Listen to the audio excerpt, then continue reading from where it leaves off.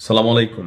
দেখেন, আমরা এখন হচ্ছে কি যেই তথ্যগুলো দিচ্ছি এগুলো হচ্ছে সর্বশেষ প্রাপ্ত ভোটের যে ফলাফল থাকে সেখান থেকে। এমন না যে শতভাগ হয়ে গেছে। শুধুমাত্র শতভাগের মধ্যে হচ্ছে হাসনাত আবদুল্লার যে এরিয়া ওইটা শতভাগ হয়েছে।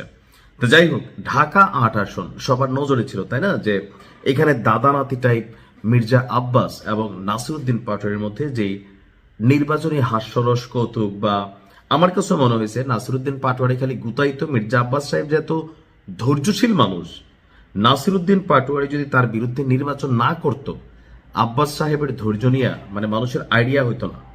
যে কোনো মানুষ এটা বুঝতো যে নাসিরউদ্দিন পাটোয়ারি মির্জা আব্বাসকে উস্কাচ্ছে। এমনকি তিনি বলতেন যে ও চায় আমি তারে মারি বা আমার পোলাফাইন তারে মারুক। যে সে প্রতিদিনই বলে যে আমাকে মারো, আমাকে মারো। কেন? কারণ হচ্ছে সে এমন এমন বক্তব্য দেয়, মির্জা আব্বাসকে নিয়ে যে বক্তব্যগুলো দিছে, তো যে কোনো একটা হিট যদি হয়ে যেত, তার উপর একটা থাপ্পড় টাপড় পড়তো, তো কি হতো, একটা সিম্প্যাথেটিক একটা সিচুয়েশন তৈরি হতো। যাই হোক, কিছুক্ষণ আগে একটা নিউজ দিয়েছিলাম, নাসিরউদ্দিন পাটোয়ারি মির্জা আব্বাসকে মোটামুটি একটা কি বলা হচ্ছে টেক্কা দিয়ে ফেলেছিল। কিন্তু এখানে খেয়াল রাখতে হবে যে প্রত্যেকটা কেন্দ্রে যারা এখানে প্রার্থী আছেন তাদের নিজস্ব এলাকা, অপর এলাকা থাকে।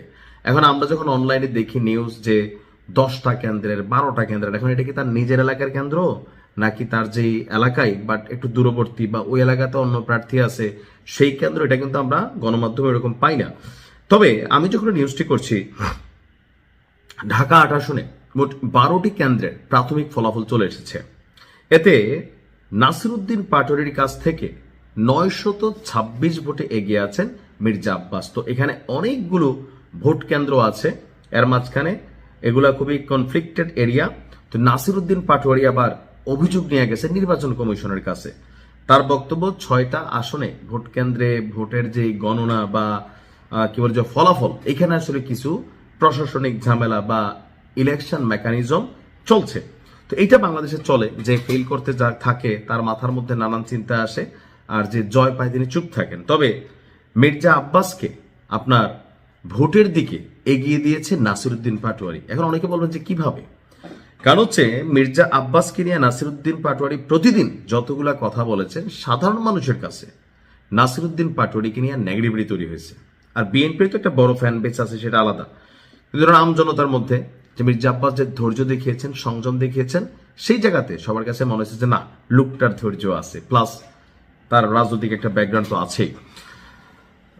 আমি যখন নিউজটি করছি, বেসরকারি প্রাপ্ত ফলাফল অনুযায়ী ঢাকা ৮ আসনের 12টি কেন্দ্রে 7,423টি ভোট পেয়েছে মির্জা আব্বাস। অন্যদিকে নাসিরউদ্দিন পাটোয়ারি পেয়েছে 6,497টি, অর্থাৎ 926টি।